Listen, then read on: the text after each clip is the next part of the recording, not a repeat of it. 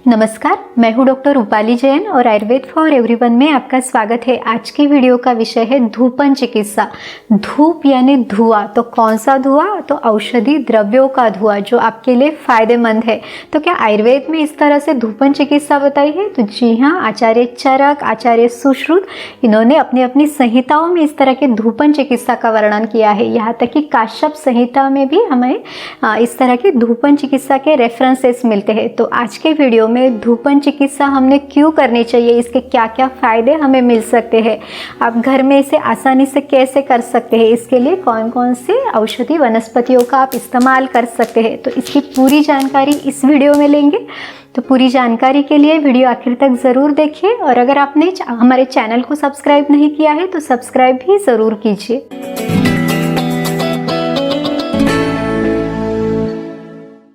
धूपन चिकित्सा हमारी भारतीय संस्कृति का एक भाग है, हमारी परंपरा में ये है। देखिए, आपने देखा होगा कि काफ़ी सारे घरों में आज भी शाम को जब दिया जलाया जाता है तब धूप ही जलाया जाता है। यहाँ तक कि मंदिरों में भी धूपन किया जाता है।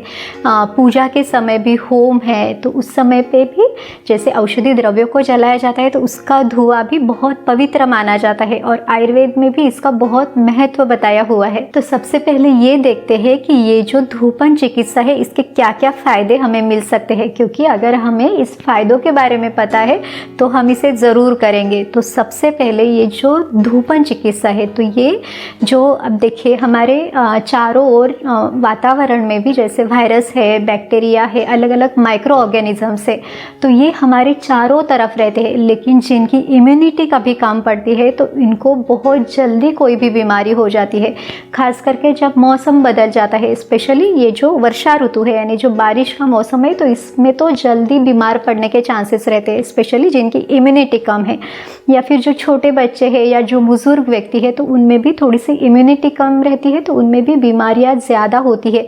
तो इन सभी जीवाणुओं से खुद का बचाव करने के लिए, अपने परिवार का बचाव करने के लिए, यहाँ तक आप इसे परिवार का सुरक्षा कवच कह सकते हैं। तो इतने सारे फायदे आपको इस धूपन चिकित्सा से मिल सकते हैं। तो चलिए अब देखते हैं कि धूपन चिकित्सा के लिए आप कौन कौन से द्रव्यों का इस्तेमाल कर सकते हैं या फिर इसके लिए कौन सी सामग्री की आवश्यकता होगी।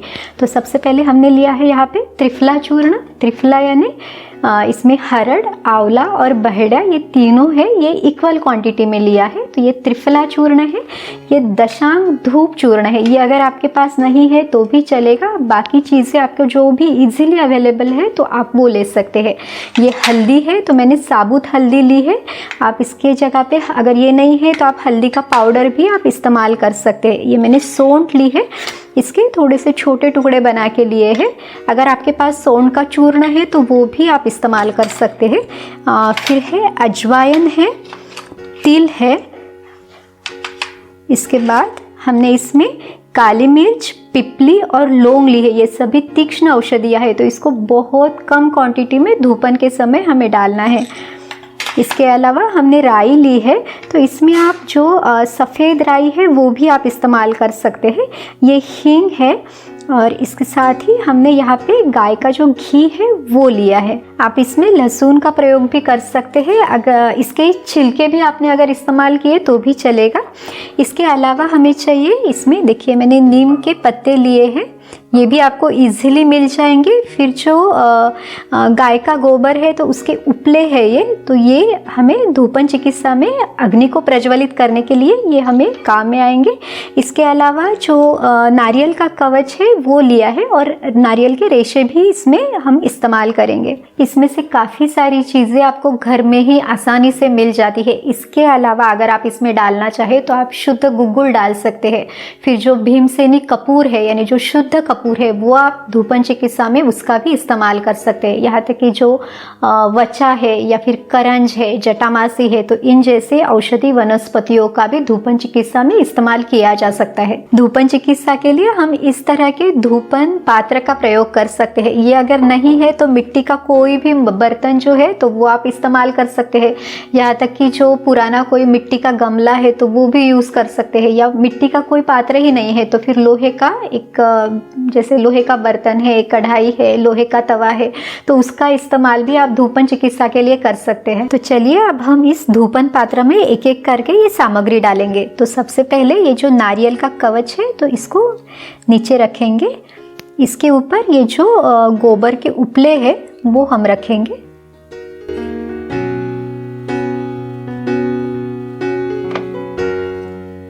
ये जो नारियल के रेशे हैं क्योंकि ये आग जलाने में मदद करेंगे। अब हम इसमें गाय का घी डालेंगे। अब इसमें साबुत हल्दी के टुकड़े भी इसी पे डालेंगे। थोड़ी सी सौंठ भी इसमें डालेंगे। ये है पिपली,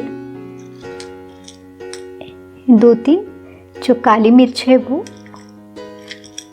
और 2 लौंग इसमें डाल रही हूँ। ये हींग है।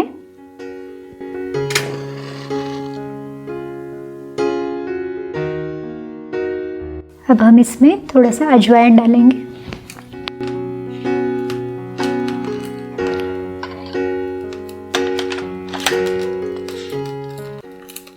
तिल, इन सभी चीज़ों का जो धुआं है वो औषधि है। हम इसमें राई डाल रहे हैं।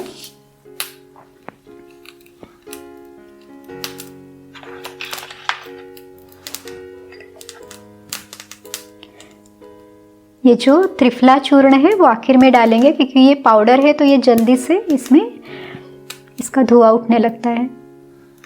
अभी ये जो दशांग धूप का पाउडर है तो ये भी डालेंगे। लहसुन भी डालेंगे इसके अंदर। नीम के पत्ते हैं।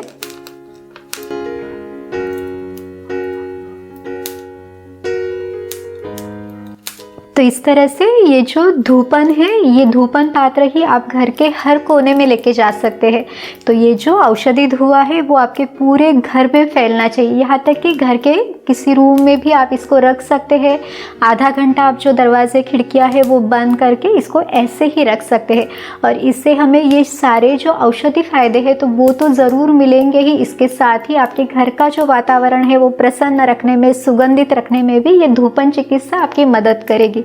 तो आप भी इसे ज़रूर कीजिए और इसे करने के बाद आपको कैसे लगा ये हमें भी ज़रूर बताइए। फिर मिलेंगे अगले वीडियो में। आयुर्वेद को अपनाइए, स्वस्थ रहिए। नमस्कार।